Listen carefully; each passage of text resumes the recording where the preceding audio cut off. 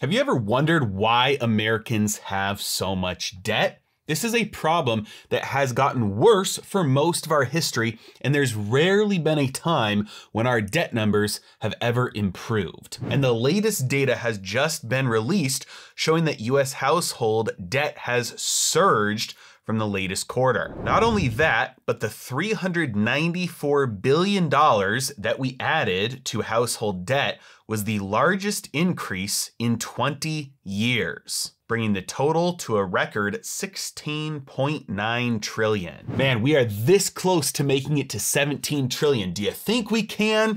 I think we've got it. Let's do it. So what caused this recent surge in debt? And is it the same thing that has always caused Americans to load up on more and more debt? Well, let's take a look at the numbers. You guys have probably seen this chart before from the New York Fed, and the numbers have just been updated for the last quarter in 2022. This increase from in the last quarter was the largest spike in 20 years, bringing us to a total record of $16.9 trillion in debt. Now, obviously, the largest chunk of that debt increase is going to be mortgage debt, and that should be no surprise given the fact that housing prices have largely stayed the same around the nation, yet interest rates have gone up. And so as people have bought houses over the course of the year, that's added a lot more mortgage debt to their monthly and yearly expenses. But it's not just the mortgage debt that has increased. Non-housing debt increased a fair amount as well. We can break this down by category and see that a lot of the increase in debt was student loans,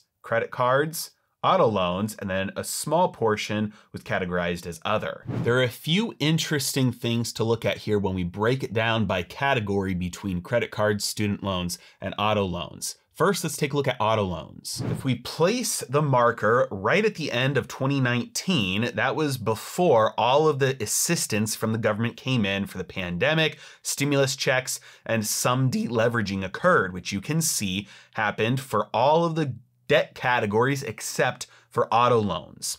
Auto loans just kept on ticking higher. Now, this makes sense when you consider what was happening with cars during 2020 and 2021. There's very low supply. The chip shortages meant no new cars were coming in. People had extra cash, and so they used it for down payments on more expensive cars. But it's also interesting to note that while there was a deleveraging in most of these debt categories in 2020, minus cars, the same thing happened following 2008. We saw a sizable deleveraging in student loans, other, and credit card categories, but just a small dip in auto loans. To me, this suggests that when we are looking for a credit crisis, many people are looking in the wrong areas. It's likely not going to happen with housing like it did last time. When we take a look at this chart of delinquencies for 90+ days, we can see that auto loans are much higher than mortgage loans. Mortgage loans are far lower than they were even all the way back to 2004. In fact, every single category of debt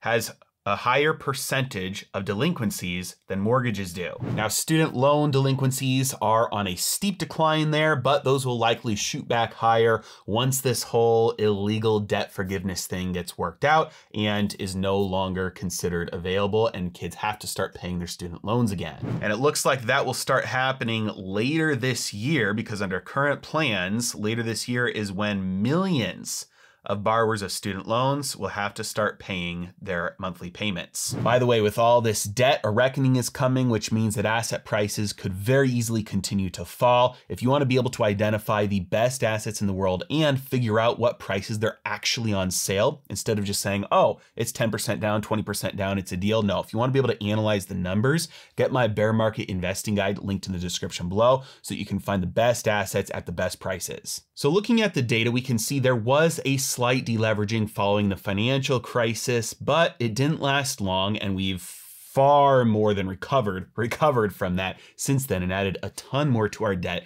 reaching almost $17 trillion so far. Why is that? Part of it is cultural and part of it is structural. Let's address the cultural part first. Americans love buying stuff, especially buying stuff they don't need. We have record high levels of debt. We have record low levels of savings. And most Americans right now, the majority of Americans when surveyed, say they would not be able to cover a surprise $400 expense. And that if their income shut off today, they would not be able to pay all of their bills this month. Now, this is nothing new. This is worse than it has been in the past, but it is nothing new. Americans love spending all the money they make. This is why lowering rates and stimulus effects actually have an impact in places like the United States versus Japan, where the central bank for decades had been trying to cause inflation by lowering rates, by printing money, and it didn't have the same result. People used that opportunity to deleverage and to pay down debt and to save. This lowered the money supply and offset the easing efforts that the central bank was doing. So culture plays a huge role. But there's another part to this, and it comes down to the structural issue. It comes down to the incentives built into the system itself, and that is an inflationary monetary system. Consider the person who over the last 2 to 3 years had decided to save their dollars instead of spend them. Now, we're not going to use the official CPI data here because you know as well as I do that that does not reflect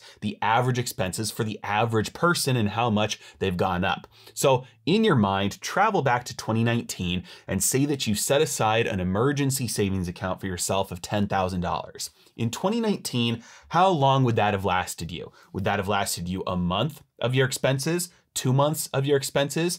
How much of a car would you have been able to buy with that $10,000? How many months worth of food? How many months worth of fuel? How many months worth of a mortgage or rent at that time? Now fast forward to today and see how much less that $10,000 would go for you specifically. How much more are those eggs costing you at the store? How much more does gas cost at the pump? How much more does rent cost now that you've had to move 1 or 2 times and get a new lease? How much more is that car payment for you now than it was in 2019? For most people, a lot of these expenses have gone up so much that if you wanted to buy the same amount of stuff that you could have bought in 2019 with 10 grand, today you'd need 15 to 20 grand. So why keep on putting water into a leaky bucket? Why would you try and save when you're just watching the purchasing power, the value of those dollars evaporate before your eyes? This is the reality of an inflationary monetary system.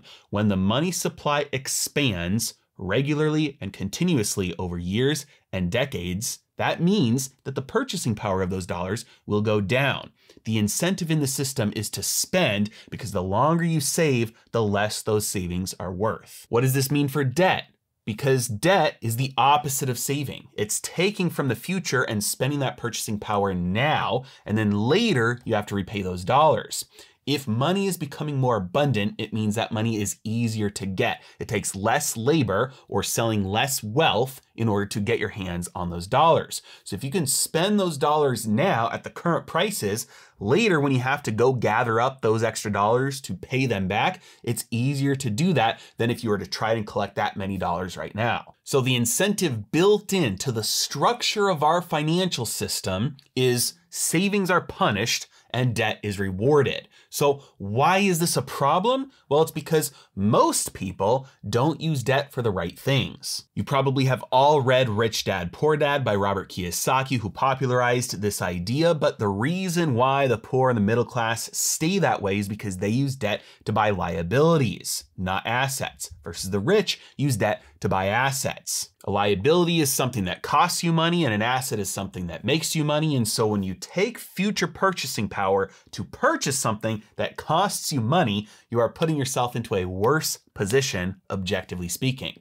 Instead, if you take future purchasing power and you use that to buy something that makes you money, you're putting yourself in a better position financially, because by the time you need to pay those dollars back, you will have accumulated machines that print dollars for you that allow you to pay that back. And so the structure of the system has incentives built into it, systems built into it that make the money flow from the people who make bad money decisions to the hands of the people who make good financial decisions. Or in other words, the money flows from the poor to the rich. And it's all because of the inflationary monetary system that is caused by printing money endlessly for years and decades without end. Short term though, this trend has reversed. The money supply is down today compared to where it was a year ago. Interest rates are also much higher today than they have been in years. This means that another deleveraging is coming. Just like we saw